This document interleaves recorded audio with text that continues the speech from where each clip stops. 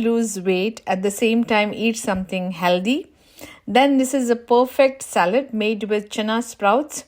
You can use any sprouts of your choice.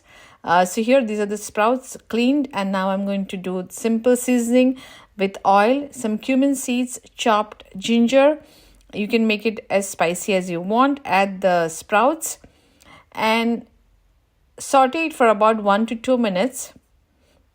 And now we are going to make a masala paste by adding water. I'm adding all the ingredients in the description. So make this a paste, and then we are going to add this masala to the chickpeas which we have sprouts, and cook them as much as soft you want. Add some salt, add a little bit of black salt. Chickpeas goes well with little bit of black salt.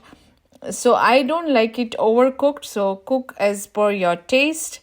And it's done. I had added about 1 cup of water. Add some cilantro, and this can be served with rice or roti. You can eat it as it is, but I try to add some vegetables to it. So you can add any vegetables which you like. So adding some microgreens, tomatoes, cucumber, and lemon juice. This is tasty, healthy, and it's filled with protein. Do try it.